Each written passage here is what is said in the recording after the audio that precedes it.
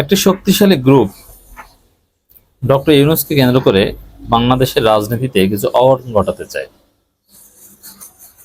Doctor ইউনূসের আশেপাশে এমনভাবে তারা থাকছে বা প্রভাব বিস্তার করছে যে তারা ডক্টর ইউনূসকে নিয়ন্ত্রণ করতে পারেন, ইউনূসকে প্রভাবিত করতে পারেন। এমনকি সাম্প্রতিক যে আমাদের রাজনীতিতে যে উত্তেজনাটা তৈরি হয়েছিল, ওয়াকারুজ্জামান এবং ডক্টর খলিলুর রহমানকে কেন্দ্র করে, যে ওয়াকারকে সরাতে চান ডক্টর খলিলুর রহমান, এটা ওয়াকার বা আর্মি টের পেয়েছে। টের পেয়ে তারা সবাই নড়ে চড়ে বসেছে, শেষ পর্যন্ত সেটা সম্ভব হয়নি। অথবা বারবার বিভিন্ন ফাইল প্রধান উপদেষ্টা দপ্তরে আটকে যায়, অপেক্ষা করতে বলা হয়, ইত্যাদি ইত্যাদি। এটা একটা গ্রুপ করছে। এই গ্রুপের নাম পরিচয় বা কারা প্রফেসর ইউনূসকে কেন্দ্র করে এই সিন্ডিকেট তৈরি করেছেন, নানান গবেষণায় নানান কিছু উঠে এসেছে।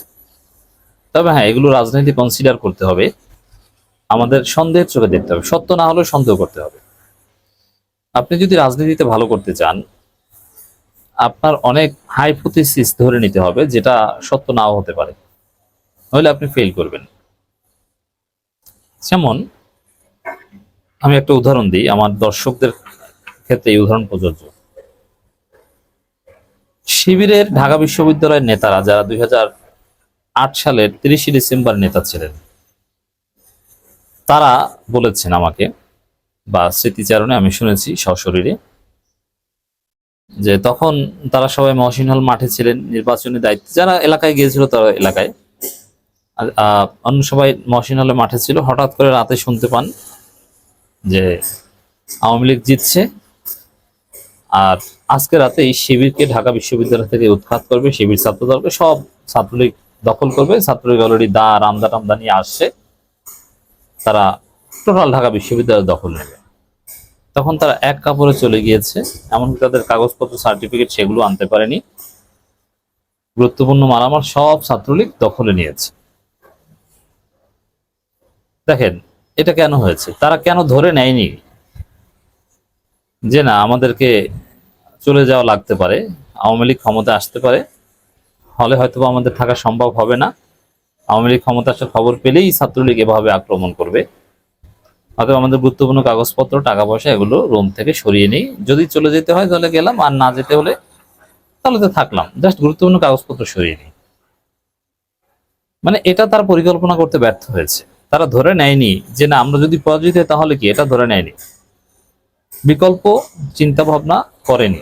এটা একটা ভুল। ঠিক তদ্রুপ রাজনীতিতে আপনাকে ধরে নিতে হবে যে এই আকামটা অমুকে করছে বা অমুকে আমার শত্রু। তো যদি আপনার শত্রু হয় তাহলে ভালো, আর যদি না হয় তাহলে তো ওয়েলকাম। শত্রু হলে আপনি যেহেতু বুঝতে পারছেন শত্রু, আপনি বেঁচে যাবেন, আর শত্রু না হলে তো আলহামদুলিল্লাহ। এভাবে ধরে নিতে হয়। তো এই জন্য এই যে কথাগুলো, যে প্রফেসর ইউনূসকে ঘিরে একটা চক্র, জুলকারনাইন সায়ের একটা চক্রের সন্ধান দিয়েছেন, তার ফেসবুক পোস্ট দেখবেন, আমি বলবো না এখানে। আবার খমিনী ইহসানের বিশ্লেষণের কিছু চক্রের কথা উঠে এসে, যারা শুধু ডক্টর ইউনূস না, টোটাল বাংলাদেশের রাজনীতি, জামাতের ভিতরেও অনেক কিছু নিয়ন্ত্রণ করে। ছোটন চক্র, ফরহাদ মজার গং, এরকম অনেক বিভিন্ন গ্রুপ আছে। অনেকটা কাছাকাছি রকমের একটা রিপোর্ট এসেছে, ইত্তেফাক থেকে আমি নিয়েছি, কিন্তু এটা ইত্তেফাকের নয়, ইত্তেফাক দায়িত্ব নিয়ে এটা ছাপায়নি। ডক্টর ইউনূসকে ঘিরে একটি চক্র, ভেতরে 4 বাইরে 3, খুবই জটিল একটা বিষয়, মানে ভিতরে অনেক। এটা মানব জমিন প্রতিবেদনটি দিয়েছে। মানব জমিন অনেক গোপন বিষয়, ভিতরে অনেক বিষয় হাসিনার আমল থেকেই, যেমন চুপ্পুর পদত্যাগ, হাসিনা পদত্যাগ করেনি, এটা কিন্তু মানব জমিনের আবিষ্কার। যে চুপ্পু দেখাতে পারবে না যে হাসিনা পদত্যাগ করেনি, পদত্যাগের কোনো কাগজ নেই। হাসিনা পালিয়েছিল, ওটাই পদত্যাগ, কিন্তু কাগজে পদত্যাগ করেননি, সময় পাননি। তো এই গোপন কথাটা কিন্তু মানব জমিন বের করেছে। প্রধান উপদেষ্টা ডক্টর মোহাম্মদ ইউনূসের সঙ্গে রাজনৈতিক দলগুলো ক্রমেই দূরত্ব বাড়ছে, তবে এনসিপির সঙ্গে সম্পর্কের কমতি নেই। দায়িত্বশীল সূত্রগুলো বলছে, গত 4 দিন একটানা চেষ্টা করে প্রধান উপদেষ্টার সঙ্গে বিএনপি সাক্ষাৎ পেতে ব্যর্থ হয়েছে। এবং বিএনপি জামাত কাউকে কাছে আসতে যায় না, একটা চক্র সেখানে আছে। এটা একটা হাইপোথেসিস। আবার অনেক সময় বিএনপিকে ডাকলেও বিএনপি যেতে চায় না, এটাও আমরা জানি। অন্তর্বর্তী সরকারের প্রধান ডক্টর মোহাম্মদ ইউনূসের সঙ্গে রাজনৈতিক দলগুলো ক্রমেই দূরত্ব বাড়ছে, তবে এনসিপির সঙ্গে সম্পর্কের কমতি নেই। দায়িত্বশীল সূত্রগুলো বলছে গত চার দিন একটা চেষ্টা করেও প্রধান উপদেষ্টার সঙ্গে বিএনপি সাক্ষাৎ করতে ব্যর্থ হয়েছে। জামাত ইসলামীর তরফে বারবার সর্বদলীয় বৈঠকে আহ্বান তাগিদ দেওয়া হয়েছে, কিন্তু কোনো অনুরোধেই সাড়া দেননি। কারা? এর মানে ডক্টর ইউনূসকে ঘিরে একটা চক্র আছে, যারা বাংলাদেশে বিরাজনীতিকরণ চায়। বিএনপি জামাত কাউকে চায় না, যারা চায় এনসিপি, মানে ওটা এনসিপি সামনে আসলে মানে কোনো রাজনীতি না, কারণ এনসিপির তো কোনো সক্ষমতা নেই, তাদের তো কমিটি নেই, তাদের তো জনপ্রিয়তা নেই। এনসিপি কে সামনে আনা, হিট করা মানে বিরাজনীতিকরণের একটা প্রক্রিয়া। ওদিকে বিএনপি ও জামাতের মধ্যে দূরত্ব কমছে। ইতিমধ্যে দুদফা বৈঠকের খবর রয়েছে। 2026 এর ফেব্রুয়ারির মধ্যে নির্বাচন অনুষ্ঠানের ব্যাপারে দুই দলের মধ্যে কথাবার্তা চলছে। নির্ভরযোগ্য সূত্রগুলো বলছে প্রফেসর ইউনূসকে ঘিরে রেখেছে একটি অশুভ চক্র। ওই চক্রে রয়েছে 7 জন, ভেতরে 4, বাইরে 3। এরা সবাই সুশিক্ষিত, কিন্তু চরম দক্ষিণপন্থী রাজনীতির সঙ্গে তাদের প্রচন্ড ঝোঁক রয়েছে। এই চক্রটি চায় না নির্বাচনের দিক দেশ এগিয়ে যাক, তাদের মতলব অন্য। তার প্রফেসর ইউনূসকে জনবিচ্ছিন্ন করতে চায়। আর তাদের খপ্পরে পরেই হয়তো বা প্রফেসর ইউনূস বিব্রত বোধ করে পদত্যাগ করতে চেয়েছিলেন। তো এরকম সেই চক্রটা কারা? সোটন, ফরাদ মাজার গং, এরকম নানান চক্রের কথা অনেকে বলে থাকে। That's hypothesis, not serious.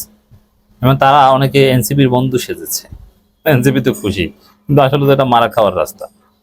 সর্বশেষ খবরে জানা যায় সংকট ঘনীভূত হচ্ছে, আর এই সংকট উত্তরণে কোনো উদ্যোগ নেই। বরং উল্লিখিত চক্রটি নানা খেলায় মত্ত রয়েছে। তারা বলছে প্রফেসর ইউনূস পদত্যাগ করতে যাচ্ছেন, আমরা তাকে পদত্যাগ করা থেকে বিরত রেখেছি। তারাই এখন জরুরি অবস্থা জারি হচ্ছে এই খবর রটাচ্ছে, বাস্তবের সঙ্গে এর কোনো মিল নেই। জানা গেছে বৃহস্পতিবার প্রফেসর ইউনূসের সঙ্গে ঐকমত্য কমিশনের ভাইস চেয়ারম্যান ডক্টর আলী রিয়াজের বৈঠক হয়েছে। ঠিক কি বিষয়ে আলোচনা হয়েছে তা এখন পর্যন্ত জানা সম্ভব হয়নি, তবে ধারণা করা হচ্ছে সেনাপ্রধানের বক্তব্য এবং সর্বশেষ রাজনৈতিক পরিস্থিতি পর্যালোচনা করছেন। এছাড়া ওই দিন প্রধান উপদেষ্টা পরিষদের বৈঠকে রাজনৈতিক পরিস্থিতি বিস্তার আলোচনা হয়। প্রায় 4 ঘন্টা চলে বৈঠক। এতে বলা হয় প্রধান উপদেষ্টা কতিপয় উপদেষ্টা ভূমিকা হতাশা ব্যক্ত করেছেন। তাহলে এখানে ওই চক্রের মধ্যে আলী রিয়াজকে একটু ধারণা করা হচ্ছে অনেকের মতে। রাজনৈতিক পণ্ডিতরা বলছেন প্রফেসর ইউনূস পদত্যাগ করলে সব সংকটের সমাধান হয়ে যাবে এমনটা মনে করার কারণে, বরং সংকট আরো তীব্র হয়। প্রফেসর ইউনূস যদি সঠিক সময় সঠিক সিদ্ধান্ত না নেন, তাহলে খেলা তার হাতছাড়া হয়ে যেতে পারে, ক্ষতিগ্রস্ত হতে পারে বিপ্লবের মূল চেতনা। তাহলে এরা কারা? ওই চক্রটা কারা? ওই চক্রের নাম বলা হয়নি এখানে। ওই চক্রটা প্রচন্ড মার্কিনপন্থী, পশ্চিমাপন্থী, ইউরোপ আমেরিকাপন্থী, ভারতপন্থী কিন্তু না। তবে হ্যাঁ, তাদের রাজনীতিতে ভারতের ছাপ আছে। প্রয়োজনে ভারতকে ব্যবহার করেন বা ভারতের হেল্প নেন। আর এই ধরনের লোকের, এদেরকে কাদের এজেন্ট বলা যায়? আমরা অনেকে রয়ের এজেন্ট বলি, সাউথ ব্লকের এজেন্ট বলি, ইত্যাদি ইত্যাদি। কিন্তু এখানে এদেরকে সিআইএ এর এজেন্ট হিসেবে ধারণা করা হয়। এরা 111 এর কুশীলব ছিল বলে ধারণা করা হয়। তো দর্শক, এরকম একটা চক্র 7 জনের, এই 7 জনের নাম তালিকা সহ সামনে আসতে পারে। ডক্টর ইউনূসকে ঘিরে বাংলাদেশের রাজনীতিতে অঘটন ঘটানোর চেষ্টা করছে এবং করে যাচ্ছে।